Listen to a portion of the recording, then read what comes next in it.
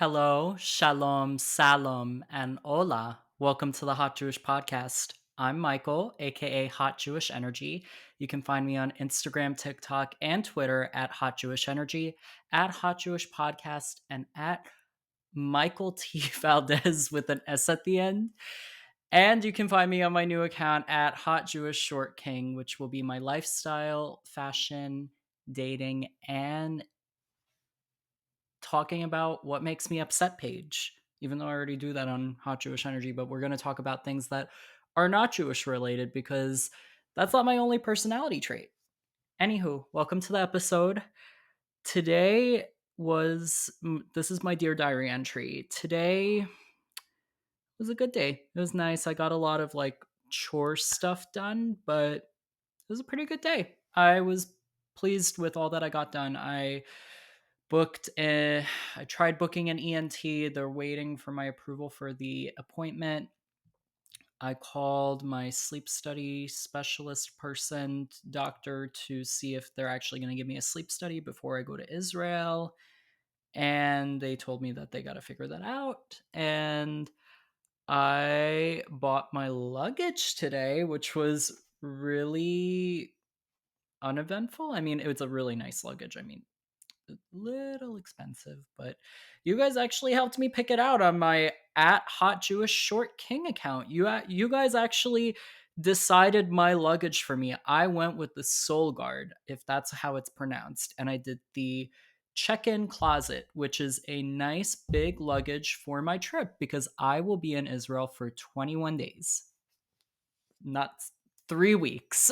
So, for people listening, I put up two threes on either hand, and that meant 6 weeks, but it's 3 weeks. But yeah, I'll be in Israel for 3 weeks. I'm very, very excited, and it's going to be a beautiful, beautiful trip. And speaking of Israel and hot Jewish Israelis, today we have a really, really special guest.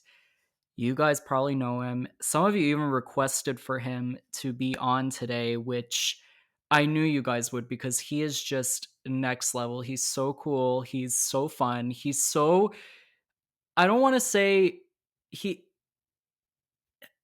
what's the right word to describe this beautiful Israeli Jewish man? He's just so funny. He's smart. He's smart and funny, which are two out of, oh my god, I'm forgetting my own requirements to be a hot Jew. You have to be, fuck. I'm this is my slogan and I don't even know it. And I look at it every single day. You have to be smart, hot, funny, and Jewish to be a hot Jew. And that includes being a Zionist too. That's like a little like a little aside. You have to be a Zionist to be a hot Jew. But yeah, his name, you guys probably already know who it is, but we're gonna give the big reveal. Uri Cohen! Oh, shit. That was so fucking intense. Sorry, that was like really, really loud. I'm sorry. It probably, whoever's listening on earbuds, I am so sorry that happened to you, but we're gonna keep it really, really quiet now. Today's guest is Uri Cohen. It's Uri Cohen. Oh my gosh, I'm so excited for him to be here. And I'm just realizing that this is going to be really, really loud. I got to back it up a lot. Back it up, back it up. You got it, you got it. You guys aren't getting music this season. You're going to probably get music next season because I may be coming out with some music. But yeah, you're not getting. Wait, is that going to be copyrighted? Fuck. Oh my god. Anyways, we're already 5 minutes into this episode, but yeah, Uri Cohen is here today. He is gonna be on. I'm waiting for him to come on right now, but yeah, enough about me. We are going to go right into it with Uri right after this very, very brief break. You are watching and or listening to the Hot Jewish Podcast with special guest Uri Cohen. Hello, everyone. Welcome back. I'm here with Uri Cohen. Shalom, Michael. How are you? I'm blushing, my friend. Really, my nose. Yes, this is beautiful. I'm. I'm so excited to have you here because we've been trying to get this to happen for a few months now, and you are such a trooper. You really most people wouldn't be doing this at the time that they're doing it for you. What time is it in Israel right now? My friend, I'm telling you, I'm right now came back drunk as fuck from Tubi, Oh as you my can see, my friend. 4 a.m. after I was ripping off Americans at my events. But we love Americans, we love Israel, we love 2B60 too much. But yeah, oh so my it's 4 a.m. And because Michael is such a nice Jewish boy, and we talked, I did him a headache on emails. I never email in my life. Now we are here. I have the big honor to be here on this podcast. well, thank you for being here, and I I don't even know where to start. So, I think I started following you. Oh my gosh, I think it was definitely earlier on because a lot of people were resharing a lot of your posts in your IDF uniform, and I'm not even going to lie. I'm going to be honest with you. I looked at those photos and I was like, "Damn, he's handsome." And I Man, stop it, and I Daniel. followed Stop you. it, Michael. This is And I didn't thank even you. I didn't even know about all the good work you do to cut a lot of all the advocacy that you do. I was just like, "Damn, he's really handsome. I'm going to follow him." And I'm then blushing I a got to lot. I really got to see the person behind the photo, and you're doing such great work. I particularly love your Bella Hadid criticism and your Hadid criticisms because a lot of people don't talk about that, and it's very much needed, and I really thankful for the work you're doing specifically with that, but with everything in general. Thank you. First of all, this is amazing, like to hear this kind of stuff. Really, the IDF uniform in general turned every guy that is like 5 out of 10. It's giving him two more levels. So I'm just, using this kind of trend and stuff. But thank you so much. I'm blushing. My nose is erect. Everything. Thank you so much, Michael. You're also handsome, and I'm also loving to follow you. I saw a few very, very, very nice memes that you made. One of them was something sexualized Zionism. I think Benjamin Netanyahu, something like this. It was good. I remember Oh my, something. you remember those? Do you have also one that you wrote something like? I'm Jewish and I'm hot. I'm Jewish and I'm something like this that got a lot of likes. I remember something like proud of being sexy Jewish person. I like this. This is the same mind that I understand. Your sexualized Zionism, which we're going to get into later in the episode, but that I think that's so in line with my philosophy too, just making everything hot. I want to get into it about you. So everyone can very much tell that you are from Israel. You have a very My friend. beautiful Israeli accent. You are a very handsome Israeli man. What Thank you. was it Keep like? going. Keep going. Keep Keep going. lying. Yeah. It's good. Except the accent. Five Israelis Uh, accents. This is true. what was it like growing up in Israel? Because a lot of people don't get the perspective of Israel from someone that actually grew up in Israel. So I didn't have a lot of choice.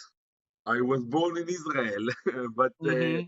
I tell you what, I was born to my parents, obviously. I have two sisters younger than me. They don't have Instagram and stuff. I'm the only person, the only weirdo that have Instagram and stuff in this family. You And and you and your grandma Santa Sofia, this is true. Savta. This is a Mm-hmm. national treasure. Only maybe I will find open one day, only grants or something like this also to make more shkalim. But Mm-hmm. so growing in Israel, basically, when we talk about it in this kind of conversation, I tell you what, when I was young, when I was a child, there was the second Intifada, honestly, and I'm telling you, this is something like you. I remember as a child, like you living in a country, in a city in Jerusalem that's full, full of terror attacks. And Mhm. it's like also nowadays there are a lot of terror attacks, but back then it was like so many like bombing terror attacks, like something much more serious than right now. A lot of exploding buses and stuff. So childhood as a Israeli kid, child living in Jerusalem, it was scary. My Mhm. parents wouldn't let me go on a bus because every 2 days a bus was exploding. Baruch Hashem, right now it's not happening. But you all the time have the fear, you understand? And you're growing in this kind of life of all the Mhm. time scary, people scared, people. But beside that, like Israel is a very warm. I had like I was growing with a lot of friends, a lot of good people. That until now I was with them. Some in the IDF, some, I became state friends. And yeah, being Israeli, like it's pretty awesome. Like I think that I feel belong to the country. I'm proud to be Jewish. I'm circumcised, Mhm. everything. Maybe I need to check it every time. Again, David, I need to wear it. Yes, you understand. But Uh-huh. I feel like a proud Jew. I feel like that I'm more Israeli than Jewish, honestly, in Israel. That yeah. I was talking with Amy. Do you know Amy Albertson? Maybe. The A- the the Asian Ashkenazi stuff. Israeli? I think I know. I think I know. She has a lot of followers. Yeah. She was talking about how a lot of Israelis, it was interesting that you say that you feel more Israeli than Jewish, because she was saying, because she lived in Israel for about 6 years, she made Aliyah and then she ended up moving back to the States. She said that a lot of Israelis, it's just Judaism is so ingrained in your life and in your identity because you are in the homeland, that Yeah, there's no like separation of it. It's just it's all melded together, and it's really interesting that you say that yeah, you feel even more Israeli than you do Jewish. yeah. That's Because I'm telling you being honest, I'm not so religious. Let's say that if Hashem seeing half of the things that I do during the day, include, not eating kosher, encourage people to dance at the Pole GMU, and the rest of the Chilul Hashem that I do myself. I feel that, Judaism, it's just like, the way I was born, you understand? I'm mhm, Jewish, not religiously Jewish and stuff. Obviously, I'm fighting against anti-Semitism, but like it's mostly because it's racism, you understand? It's like, yeah, it's I feel like when I do it I fight more for Israel, you understand? Eh, mhm, this is something that I think Israelis and Jews, like worldwide Jews, diaspora Jews, they have a very big gap between the way they look about mhm, the Judaism and life and stuff, because I'm telling you, this is something very, very different. mhm. Yeah, It's interesting because most Jews in Israel are non-observant secular. They're not very invested in the customs. Maybe they just do the holidays, which most of the time that is what the observance level is. But it's it's just so interesting that here in the US there are a lot more Orthodox and Hasidic Jews than there are in Israel. It's actually more very much a minority in Israel. It's very yeah, interesting. it's true. A lot of people that imagine Israel, they're imagining, like, beside the conflict and Mhm, stuff, they say, oh, Jews, and then they imagine, like, the Haredim. They don't mhm, know that there are a lot of not Haredim, a lot of, just it's like Americans, like, they are not, you can tell that they are like religious and stuff. But yeah, a lot of Israelis, Jews are not, no, mhm. no, yes, like me, you see, the same, Yeah. not religious, yeah, just Jews, but Mhm, they're connected, like connected to the land, Yep. to the language, to eventually doing chagim and stuff like this. Traditionally, let's say it like this. I'm gonna kind of segue now into more about you and how your journey started online because obviously I only know you really from Instagram. You were on TikTok at one point, right? Yes, You all well, the Bella you're Hadid's still got on TikTok. me. Yes, but now I tell you what, every time I post something for the Jewish community, Yep. all the Bella Hadids on the TikTok reporting, we will do your second circumcision. And eventually, there are many more not like Jew haters than Jews. Honestly, it's eventually, I think it's kind of a conflict of religion, honestly.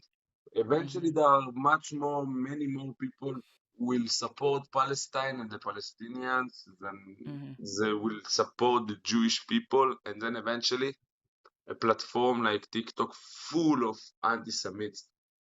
And Yep. I'm getting so many threats and, hate messages and reports. Eventually, my account got banned. TikTok Yeah. is, I don't like TikTok, honestly. It's honestly, I kind of gave up on TikTok too because it's just been very very tough and I've been seeing a lot I for me I've been seeing a lot more positive growth and positive feedback on Instagram that I than I ever did on TikTok. But It's so true. TikTok, yeah. like there are so a lot of like content that you see there. Like you see Yeah. people literally opening camera and just say what they think, posting Mhm. like this because the algorithm there like encourage people to just post videos. It's saying so many lies, so many. Yeah, I think that TikTok, for example, is a platform that very like increasing anti-Semitism Yeah. very, very, very hard. Like more than other platforms. Was it one specific post that got you viral, that got you all of this following, or it took a lot of time and you No, built it up? I tell you what. I started uh, everything. I after the army, I said, okay, Uri, what do you want to do for a living? Selling drug? I don't know. I was thinking about a lot of options. I'm kidding. No, Chas v'Chalila. No, no, no. This is cut. But no, no, I'm a good person. No drugs, no anything. No, but No, we don't. eventually, huh? No drugs. No You want drugs. drugs? I'm Stay in kidding. school. No, my friend. Not every Israeli know to get drugs. Everything is good. Oh So my I god. said, okay. I thought I was thinking what I want to do and stuff. So I started to work as a security guard on Bertrand, Taglit, Wow. to protect Americans, to try to hook up with American girls for a green card, something that will make my life become a better. And It's then funny that I'm just gonna say this quickly. And then you'll continue. It's funny that you mentioned that because I made I made a post. It was recently. It was like I took a screenshot of a tweet that I wrote and it said, "Oh, is it like a rite of passage for Americans to hook up with IDF soldiers or am I just like imagining something?" And almost every single person that commented, including an Israeli soldier, said yes, it is a rite of passage. Either the Americans trying to get with the Israelis or the Israelis trying to get with the Americans. So it's funny that you say that. That confirms it. of course it's confirmed. This is the priority. I tell you something. Israelis, I tell you what, Israelis like Israeli girls. They are tough. They block you. They are the Iron Sabra. Dome. They are beautiful, Yeah. but they are the Iron Dome. So the the average Israeli fuckboy try to find some kind of solution and then they see the American girls, the tourists, they say they come here for one time, they get excited from the IDF stories. I can bullshit them, I can tell them that I was in Gaza, they will get excited. And then it's kind of break the monopoly, and then you understand. So a lot of Israelis like, oh my god, these American girls, these tourists, they understand. So they want to have from something that it's not part of their society. They say it's interesting. So at the beginning, I said, let's try to get a green card, and then I started like to film a lot of myself at the birthright group, making fun of the participants, and then people were like, listen, Uri, this is funny. Like, wow, this is, you're making good content. Like, I was just talking, like, we were doing like wrap up or get to know each other activities. And I was like, my turn. Everyone was like, my name is this. I'm studying at Princeton. I'm this, and my name is Uri. I graduated at Shuk Machane Yehuda. People laughing, you understand? And I felt like there is something. People were laughing just even when I was talking seriously. People were laughing. You understand? So I said, yeah, with people laughing, let's try. And then I open Instagram. Every birthright group, 50 followers, 50, 50, 50, ta ta ta ta ta. Bella Hadid video, 1,000 followers. You understand? And then my Instagram was growing. Not from one video, it's from a process, I think. It all Yeah. started from making fun of Americans. This is Honestly, I don't blame you. Very random, but w- give me your best American accent. dude. Dude, you know with how many girls I hooked up with? Man, this is the shit. I don't know how to say it. Dude, I don't know. Like, it's hard. I Man, dude, something like this. I don't know. I'm gonna ask you a real question because I'm gonna be in Israel in almost a month. Yalla, you will come, Eh, come to my events. I will give you 20% off. I'm kidding, no. You will pay 200% from there. I'm kidding. Okay, you will get a free ticket. Don't tell my it to the my other. question though, I've Okay. heard that it's a lot of straight men, not gay men in the IDF i- that are supervising the birthright groups. Is that true, or there are gay men? There are gay men. A lot. I'm not even gonna lie. I'm trying to get like y'all know I will help my you dating. find the big M16. Don't worry. I will find. I Will you will help hook you. me up? Will you hook me up, I please? will. There is. Please. I have my dating page. It's called Tinduri. I have also Grinduri. Whoever wants. There is Milfuri. There is Dilfuri. Whatever you want. Pimpuri for one night shidduch. Yeah, Grindori. Oh my god. I posted a lot. I made shidduchim also in the gay community. Okay. Every person should have his other half. If you like I bulbul, it's good. If you like cats, it's good. Tel Aviv is very, very, very, open for everything. I know. Oh, If I you know. like boat, it's also good. As long as you have money and you have a credit card that working in Tel Aviv, you're good. The rest is up to whatever. It's not Iran or something like this. But I will I'm help gonna you. Michael, I I'm will gonna help you. I, I'm gonna continue before I make a fool of myself, but I will definitely take you up on that because I definitely you all know that are watching and listening. I need a lot of help. You do a lot of work online. You do a lot of advocacy online. You're doing so much. Has what you've done online kind of shifted into your everyday life in Yes, Israel in person? of course. So I quit from being a security guard and a medic on Bertrand to be full-time job on social media. Hmm. And basically, what I'm doing for the Jewish community, like, fighting anti-Semitism and this kind of videos, it's growing my Instagram. And eventually, I have a business that I don't know if you know my pub crawls, my events that I'm doing for tourists. Eventually, most of the people that coming there, they getting the promotion. They see my content from Instagram, and then they come, and I build a crowd that's coming. And eventually, I know that when I make a funny or a good video, I grow 20 followers, for example, for a day. I don't know, 30, 40, 50, and then more people will see my commercials for my events. You understand? So eventually, it's Hmm. something like, I say, if I put effort on Instagram, more people will see my events, and then I will make Hmm. more money. And there is a lot of stuff. I try to sell products and merch and stuff like this, and I have a lot of ideas that I'm going Hmm. to do soon. I want to go to one of these events. If You are more than welcome. Also, I there are will some very, very nice gay clubs in Tel Aviv. because the last Really? time I was in Israel, I was 17. I was not open about that part of my life yet, and now I need to be way more open about that part of my life. So Of course. And this is the perfect city for that, for being open. it's the gay capital of the Middle East for a reason. Yeah. It's it's in the Middle East. It's not you don't have a lot of comparison. Gaza Plaza, where you can find something like this. This is actually perfect. It's going into my next question for you. So, Yeah. talking about the Middle East, talking about Gaza Plaza, the Gaza Strip, Gaza Shore, Jersey Gaza Shore. Strip Club. We like Gaza Strip Club. It's going to be So, bombed there. Don't worry, I will take you. No, no, no, no, no. I don't want to go there.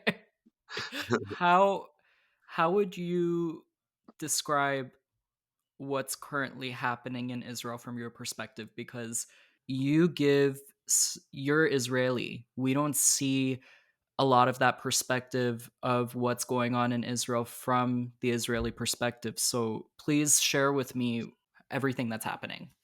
So I tell you what, I think that most of the Israelis kind of living in a bubble. It's very different from the Jews outside of Israel that heard all the news.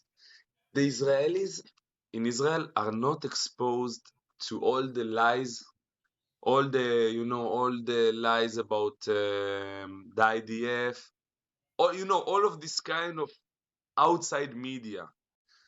They are not like American Jews living in a society of a lot of people that getting news from Al Jazeera, TikTokers, from a lot of Mhm, eventually a lot of anti-Israel platforms.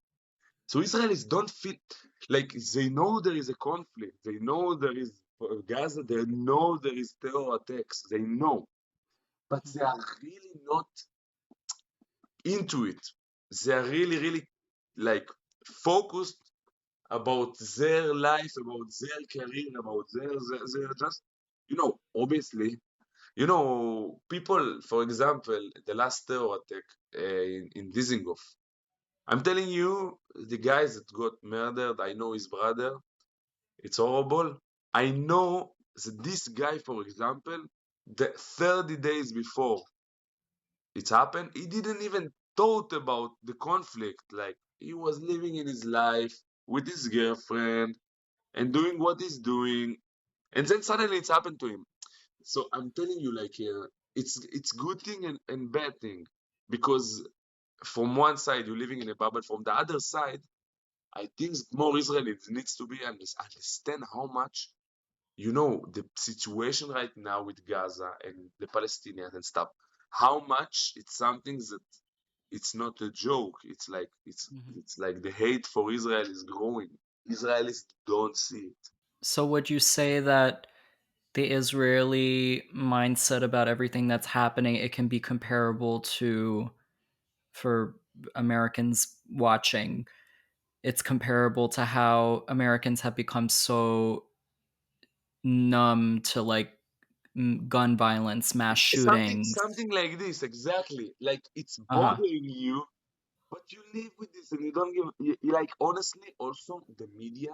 The purpose of the media is to make like to entertain, like to make people think that every all the time there is a war, all the time there is Mhm, something bad, all the time, like to make to get clothes, to make people this. Think about it. You're living with Israelis. Eventually, there is anti-Semitism, there is terror attacks and stuff. But even if 100 people dying in a year, and it's sad and it's horrible and it's obviously it's terrible. You know how many people dying from bad Israeli drivers on the road every day? Much more than 100 people. There is terror and stuff, but Israelis don't see it like they go the on way. about their lives. Yes, they don't. They are living in their own bubble. There is something also good in that. And I think that when the shit that's going on in Israel, eventually the people that suffering the most from it are the American Jews that like supporting Israel, and then all the people that against Israel that don't doesn't they're not living in Israel. giving them the shit. Yeah. So this is the difference. This is why living in a Jewish state is completely different than living Wow. in the US, for example. Yeah. Also, a lot of the news outlets, a lot of the news companies that are in Israel, they're publishing one story, but then the American news is completely Yeah, changing it. changing it. It's You, crazy. you can see, for example, at the beginning of the year, there was a terror attack in a synagogue in Jerusalem. I don't, you probably heard it, when Mhm. 7 people got murdered, like 7 Jews. Someone came with a gun and was shooting 7 Jews. And for example, in the US, you know what they wrote? 7 people died in Jerusalem attack. That's it. They don't give You don't know if context. it's Jews, Arabs. You don't understand Palestinian. 7 people. It sounds like gun violence in the U.S. The way BBC, for example, exposing it. But in Israel, you will write a terror attack. A Palestinian terrorist was shooting. You understand? La, la, la, and you see, Mm. people don't know understand what's going on here for real. It's so different. And And yeah. it's crazy that all of this has been going on for decades, and then with the political situation now in Israel too, people are still protesting in the streets even when everything around them is falling apart and rockets in the air. People are still protesting. How are you feeling about all of the political unrest? A lot of the people that are protesting now against Netanyahu, they are like very like they see like they are left wing. The people that walking with like Palestinian flags and stuff. I don't. They are not pointing the blame like pointing the blame against the government about the whole situation. I don't agree with it at all. Uh, Mhm. they are blaming the terrors, the rockets, about the Israeli government. This is why they keep doing it. They're like, if you ask them why there is a terror attacks, why there is a war, why there is this, they say Israel is in charge, Israel is the stronger and stuff, and the situation happens because of Israel. I don't agree with this, you understand? And I think I'm not from this side. I think that it's much more complicated, and you don't have a partner for peace, and eventually the radical minority in Gaza and at the West Bank, the corruption, the Palestinian Authority and Hamas. I don't think that maybe Israel can do better things, but the Yeah. people that protesting against Netanyahu, most of them also put Israel as the reason why the Palestinians are suffering. So I'm not part. You will never see me in this kind of protest because there are a lot of people like this in this kind of protest against Netanyahu. And this is something I disagree with. A lot of people think that the Israeli government is the main problem when really it's all of these I hate to even say organizations because they're not they're thugs. All of these Palestinian thugs, the jihad, Hamas, Yeah, Hezbollah, the people aren't realizing that they're the root of the problem. If they weren't there, there would be no yeah, problem. yeah. A lot of people say because of the Israeli attitude and because Israel is closing Gaza, these groups are growing and stuff. But it's a fight about religion. Like this is the conflict. Eventually, it's a fight. Like it's the Jewish people. It's the Yeah. Jewish people who living inside land that Arabs, Muslims were living there. It's eventually about religion. Eventually, It's no matter about what. And yeah. you see Yeah. something very bad that happening at the Middle East. You see almost all the countries are ruined countries, like countries that you can't, not democracy countries, like for example Iran. Syria, Iran, Saudi Arabia, Qatar, Lebanon, even Egypt. There are some kind of radical regime there. It's not about Israel and stuff. I think the main problem of the Jewish people worldwide is that a lot of people, a lot of Syrians, Lebanese, people that suffering from the radical regime, they are moving to Europe, they are moving to the US, to Canada. Some of them, okay, they are becoming part of the society, like the Jewish people that escaped from the Holocaust and stuff. But some of them bring with them all the poison from the Middle East to Canada, to Germany, to the US, and Hmm. bring the like honestly ruining democracy country, like privilege. They escaped from a country that is ruined, and they are bringing the same, and eventually you see that this is something like Yeah. eventually it's a fight of religions, like it's a fight of religion. If all the Jews will say one day, let's become Muslims and stuff like this, There would be no issue. no issue. Why is Everything that? would end. It's Yep. always the Jewish people. Like there are so many Arab countries, there are so many, but eventually one Jewish country, mm, eventually you see Nothing. almost it's a problem. Yep. This is the main issue. Jews, and then I want to include too, it's people who want to just live peaceful lives and have freedom. It's a fight for freedom in Yeah, like the broader spectrum, because the Christians and the Arabs and the Druze and the Baha'i that are living in Israel, they just want a place to be peaceful. They just want to be in a democracy. A lot of them want something similar to the US. And it's just sad that no one can have that peace. It's especially Jewish people. We just wanted one thing for ourselves when everything had been taken away from us century after century, and then we finally got it, and everyone has an issue with it for some reason. Everyone's yeah. saying that we colonized. For example, my family, Savta Sofia, made Aliyah from Syria. She, like all the anti-Semites like to say, white colonizer go back to Europe. But for example, Savta Sofia, my grandma, she made Aliyah from Syria, was walking all the way to Israel. And okay, you see, like people say, go back to your countries. Syrians that were born Muslims that were born in Syria can't go back to Syria. So you want a Jewish family that escaped from there to go back there? You are even not like understand the Syrians themselves that they are it's their religions can go there. You understand? So much misinformation and curate eventually, like and Jews were living. I tell you what, even before there was, people made Aliyah before the Holocaust, there were Jews that were living in Israel for years.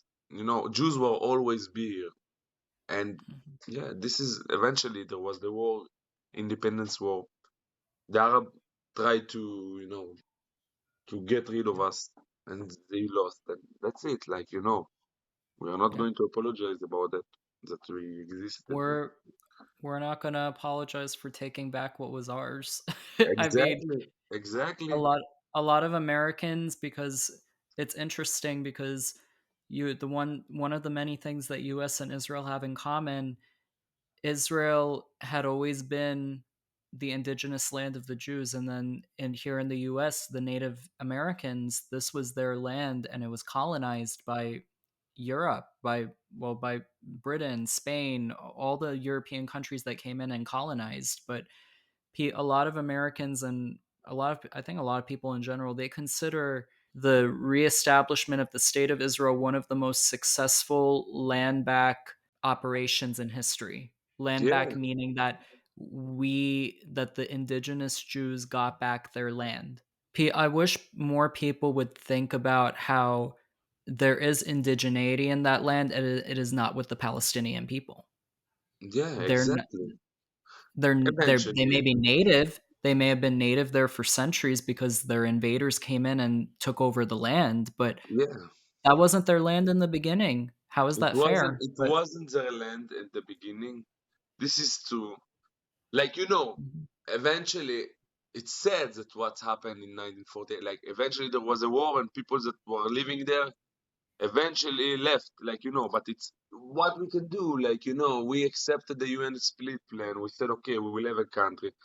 The Arab countries eventually made Mhm.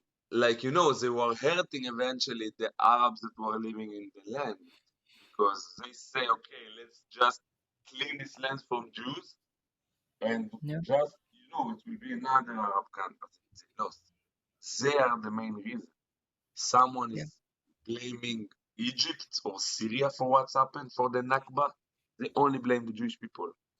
Like there is a border between Gaza to Egypt, a border, like a wall. Someone talking about it? No one talking about it. It's No. like no one. Egypt, it's interesting how Egypt has really been, I mean, it's saying a lot saying this. They've been somewhat reasonable because they don't like the PA. They don't like Hamas or Jihad because No, of course. no. And they have that They, Egypt has a lot of that generational guilt too because they enslaved us thousands of years ago. There's still yeah, it's like yeah, that yeah, yeah, yeah. exactly, exactly. They not only that, they also, we had Yom Kippur, like we had a few wars that they Mhm. try again and again and again and again and again to kill us. We Thousands of soldiers died from both sides. Mhm. Eventually, there are a lot of Palestinian immigrants that living in Egypt, in Syria, in Lebanon. Yeah. And these countries that those people are from their religion, they, they treat them horribly. Like they don't have citizens. It's Mhm. always easy to blame the Jewish people. You know how many immigrants there are in Syria, Palestinian immigrants in Syria and Lebanon, and they are not becoming, regular Citizens, yeah. citizens? A lot. Meanwhile, in Israel, when if Palestinian people go through an immigration process like any other country in the world and they're granted citizenship, they're granted full rights. And nobody Yeah, talks about that. Nobody talks about the queer LGBTQ plus Palestinian people who come to Israel for sanctuary. Nobody talks about that and how yeah. poorly they're treated in Gaza and West Bank. Yeah, exactly, exactly. And yeah, it's a very big problem. It's a very like something. Mhm. I'm telling you, this is something so complicated about it. It's And heartbreaking. It's really it's just two sides. I'm sure I always make it a point to say that because I really believe this. I refuse to make myself believe that all Palestinians want this war and they want no, this. No, there are obviously yeah. not all of them, obviously. But I think two things. Mhm, Eventually, the radical minority is controlling. It's yeah. always like this in this kind, like also in Syria, also in Mhm, Lebanon. It's something. I don't know, like how even to explain it. This is one thing. Second thing, if you will ask every Palestinians, even the like educated people, they will say they are against Israel. They don't think that Israel should exist. Not I'm not talking about the radicals. Most of them in general don't want Israel existent. They will say we don't no. We should have a Palestinian state. So I don't think that there is a chance, even a chance for peace. until the poison is taken out, until this government is dissolved, until they're not and they're abusing their children. They're teaching their children to hate, which is just Yeah, it's this is so a problem. sad. Yeah. Eventually, this is what's keeping it on. And always people say it's because Israel is locking them. It's because this is. But you see, every time that Israel did something, for example, Israel left Gaza in 2005 in purpose of peace and to give the Palestinians autonomy. Mhm. 1 second after they left the Gaza Strip, the radicals took over. It was a civil war. And you It's understand? yeah. And people It's say, like hey, when the why is there locked? Why is yeah. there locked? Because every time, every second, and this is why right now in the West Bank there is a military like kind of occupation. Yes, because eventually, that if you will leave the West Bank and you will just okay, yalla, Abu Mazen do it, there will be another Hamas at the West Bank. Shit's gonna go This is down. why the It's idea of there, and people say, no, no, no, no, no, no, no. But eventually, you see how it's working. For solving it, you need a strong government Mhm. that wants to be partner. not Yeah. Abu Mazen, that all the time blaming Israel for every terror attack, Mhm. and not Hamas, that their purpose is to genocide all the Jews worldwide and everyone. That is not, you understand? Yeah. And for that, it's something that you need involved of another country. You understand?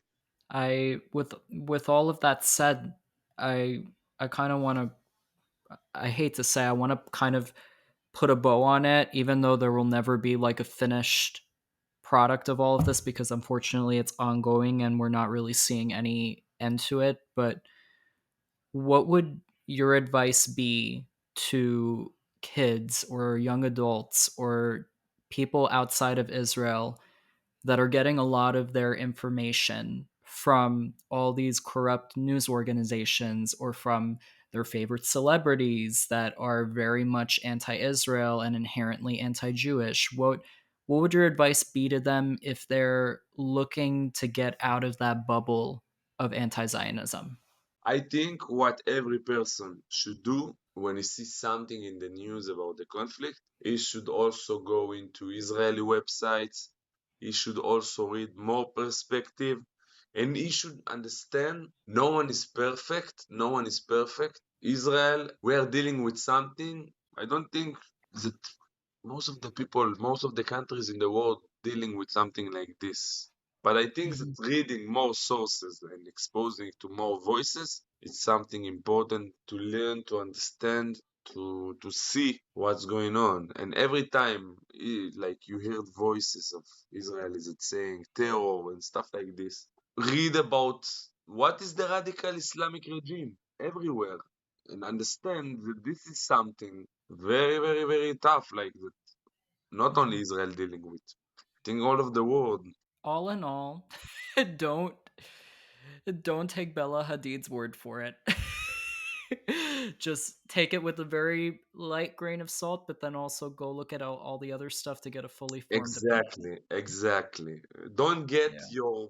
your sources from Vogue magazine models that the only skills they have is uh, to walk on a red carpet, and Yeah. even that she sometimes don't doing it. And honestly, not like she never. I don't think she ever been here. Like Oh, I don't think she. No, I don't no, she even know never if been. has she been to Palestine. My friend, I Oh, don't think that she will be able to get inside without hijab. You think that will she will wear hijab to get inside there? I don't think so. She will interesting. get inside there if she will be able to do a Vogue magazine, a Oh my Vogue god. magazine. Well, that was great advice. For whoever's watching or listening, please take Uri's words and just do good with it. Take it and absorb it and implement it because I have to say that Uri is very invaluable. He's very the information that he gives in this episode and online it's really good. It's Thank you so much. he go follow him.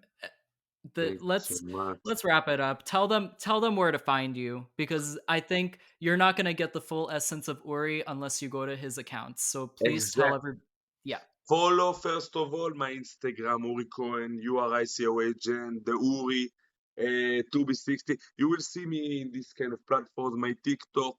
I need to open a new one and my OnlyFans, everyone. $5 Oh a my. month, not going to cost a lot and stuff. You will see the biggest nose you can ever see in your life. Yes, you see, this is I the sample. I know y'all are perverts and you're gonna go start looking right now. So So I really I need was to open telling I was telling it that I was like, you tell them you have an OnlyFans, you're gonna have people like DMing you for that link. But yeah, and sexualized Zionism, just that sexualized Zionism, Tinduri, it's everything. It Yeah, I, this I is can't tell I can't tell you anything about it. Go look, just see it for yourself. Anyhow, this is another episode of the Hot Jewish Podcast. Thank you guys so much for watching. Thank really, you for and being on. Thank you for being thank here. you. And Stay Yeah, safety and come to Tel Aviv. I will get you to the best, best, best, best, best parties, gay parties, whatever you want. I will gladly take you up on that, and I'm going Thank to you message you so after much. this. But Thank you so much for this podcast. and thank you guys for watching. You can find me at Hot Jewish Energy, at Hot Jewish Podcast, and at Michael T. Valdes with an S at the end. And you can find me at my new page at Hot Jewish Short King. This has been another episode of the Hot Jewish Podcast. Have a great day and night wherever you are, and bye. Shalom. Bye. Shalom, shalom, להתראות. Bye.